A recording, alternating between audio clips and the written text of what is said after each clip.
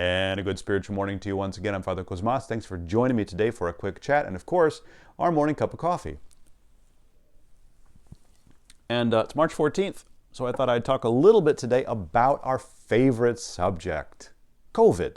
Who doesn't love talking about the coronavirus?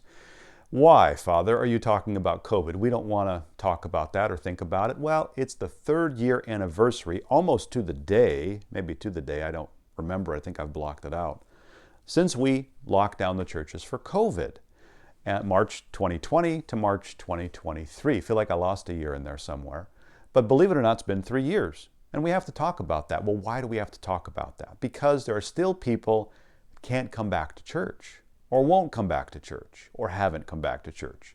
Now, I'm not talking to people that can't come back because either they live 4 hours away from the closest church, or they're not able to get out and drive, they're homebound, or for whatever reason. I'm talking to people that are able to, but are choosing not to, right? Well, why is that happening? Why won't they come back?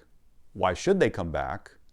And how do we go about coming back? Well, why won't they come back? We get into this sort of interior monologue, right? We think about coming back on Sunday. You know what? I haven't been to church for a long time. I should really go.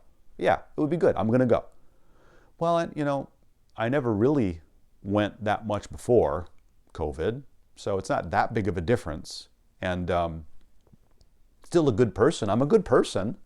And God is love. I mean, it's not like God doesn't love me. I'm sure God still loves me, right? God's not going to judge me. And I'm not going to go to heaven because I don't go to church on Sundays, right? I don't remember reading that anywhere in the Bible. God is love, and God's everywhere. So, and He's at my house too. I mean, I can stay home and pray. I pray at home. I do pray at home. And I can get on the TV or the computer and I can see the services live. And so I know what's going on. I can hear, I can see. And I get the bulletin. I get all the emails. I know what's happening. I'm a part of it. And I still send in my donations to support things. And I send in my stewardship. So I'm still, I'm a part of it. And I'm doing the best I can. I'm doing the best I can. God knows. God gets it. God understands. He understands. And I'm going to go back. I'm going to go back. I'm working on it. I'm working on it. And when the time's right, I'm sure that I'll know, and I'm going to go. I'm going to go back. So one little statement about, I should go. We go down this rabbit hole, and we've gone through this whole rationalization, and before you know it, boom, we lose another Sunday. We lose another week. That week becomes a month. That month becomes a year. That year becomes 3 years. And we're losing out. Well, why should we go? Well, certainly some of those things that I just said are true. We are good people. We're doing the best we can, and God does love us. And God is everywhere. And we should pray at home. But there are only certain things that we can get at church we can't get anywhere else. One of them is sacramental grace. We can't get the body and blood of Christ at home. We can't get that anywhere else. And well, why is that so important? Because He says so. He says, do this in remembrance of me. And He institutes the Eucharist. He says, take, eat, this is my body. That's what Christ does. He institutes His church for our salvation, to help us, which means we need it. If we didn't need it, He wouldn't have done it. And so we're losing out on that. We're already into the 2nd week of Lent. Before you know it, a few more weeks go by of that rational thought where we go down that rabbit hole and we talk ourselves out of it. A few more weeks of that, and it's going to be Holy Week. And we're going to miss out again on a Holy Week and an Easter. And well, how then do we stop this cycle, Father? How do we come back? How do we do that? And I think the image that I can think of that makes the most sense and is most applicable is the icon of St. George. St. George is on the horse and he's slaying that dragon, right? And so in the spiritual life, we're fighting dragons. We're slaying dragons. But if the dragon that stands in front of you is, 5 stories tall, what do? You're paralyzed. You can't move. I can't fight that thing. How am I supposed to fight that thing? I'm just going to stay right here. But you don't want to feel like a coward.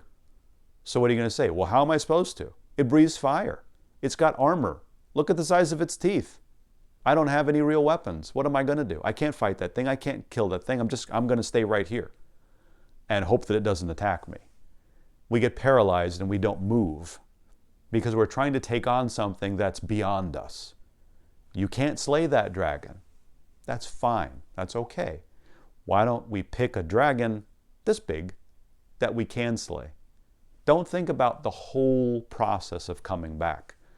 I have to get up. I have to try to get dressed. I have to see if I can get my family to go. What if they don't want to go? What if we fight about it?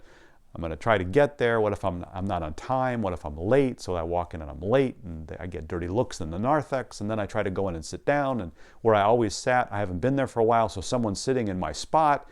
And what if as I'm sitting there, I haven't been there for a while and I start feeling a little uncomfortable and I get anxious and I need to leave and people are going to judge me and what?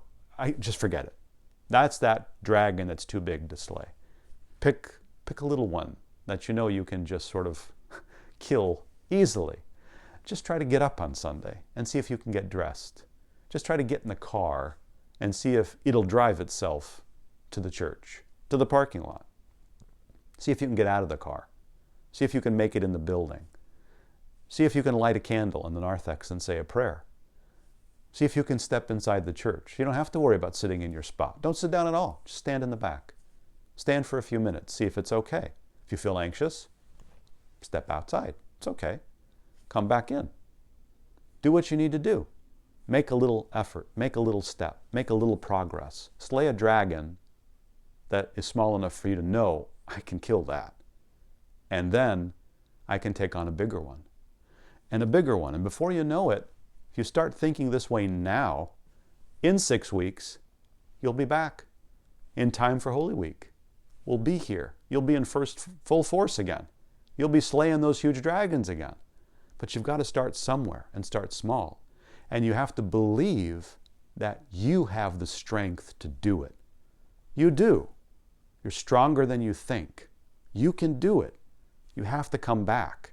And even if you say, well, Father, that doesn't apply to me, what you're saying today doesn't apply to me because I do attend church. Every Sunday?